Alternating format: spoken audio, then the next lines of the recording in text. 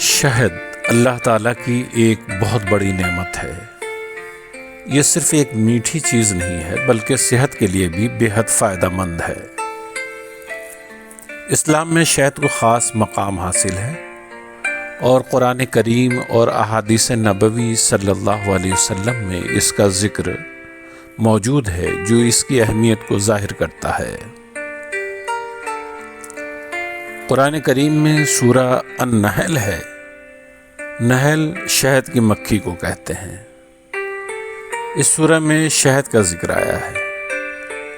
اللہ تعالیٰ فرماتا ہے کہ شہد کی مکھی مختلف پھلوں اور پھولوں سے رس حاصل کرتی ہے اور پھر اس کے پیٹ سے ایک مشروب نکلتا ہے جس کے رنگ مختلف ہوتے ہیں اور اس میں لوگوں کے لیے شفا ہے۔ قرآن کے یہ الفاظ ہمیں بتاتے ہیں کہ شہد اللہ کی بنائی ہوئی ایک خاص نعمت ہے اور اس میں بیماریوں سے صحت دینے کی طاقت رکھی گئی ہے۔ نبی کریم صلی اللہ علیہ وسلم نے بھی شہد کو علاج کے طور پر استعمال کرنے کی ترغیب دی ہے۔ ایک حدیث میں رسول اکرم صلی اللہ علیہ وسلم نے فرمایا کہ شفا 3 چیزوں میں ہے، ان میں سے ایک شہد پینا بھی ہے۔ اس سے معلوم ہوتا ہے کہ رسول اللہ صلی اللہ علیہ وسلم شہد کو ایک مفید اور قدرتی دوا سمجھتے تھے۔ ایک مشہور واقعہ یہ بھی ہے کہ ایک صحابی اپنے بھائی کو پیٹ کی بیماری کی وجہ سے نبی کریم صلی اللہ علیہ وسلم کے پاس لائے۔ آپ نے فرمایا کہ اسے شہد پلاؤ۔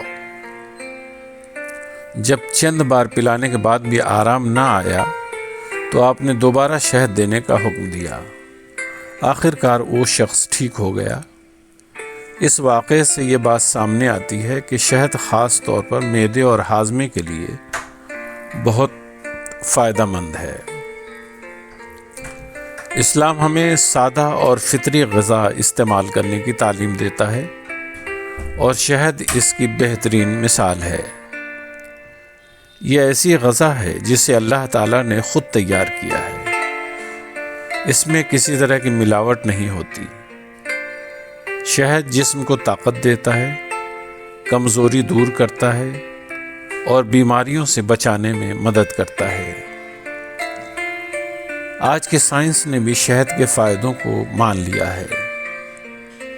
تحقیق سے معلوم ہوا ہے کہ شہد میں ایسے اجزاء ہوتے ہیں جو جراثیم کو ختم کرتے ہیں۔ یہ کھانسی، نزلہ، گلے کی خراش اور زخموں میں فائدہ دیتا ہے۔ شہد ذہنی تھکن کو کم کرتا ہے اور جسم کو فوری توانائی فراہم کرتا ہے۔ نبی کریم صلی اللہ علیہ وسلم کی تعلیم یہ ہے کہ ہر چیز اعتدال کے ساتھ استعمال کی جائے۔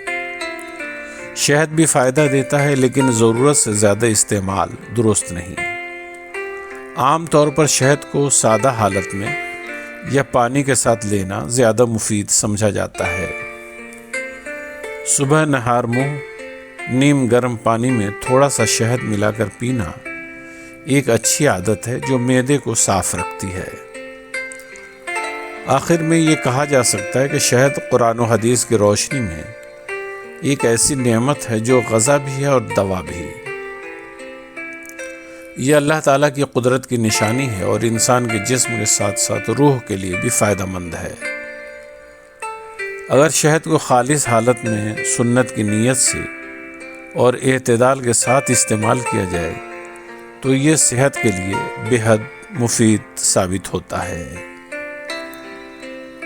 آپ سے گزارش ہے کہ اسلامی ویڈیوز کے لیے ہمارے چینل کو سبسکرائب کر لیں اور یہ ویڈیوز اپنے دوستوں کو فارورڈ کریں تاکہ ان کی دینی معلومات میں اضافہ ہو۔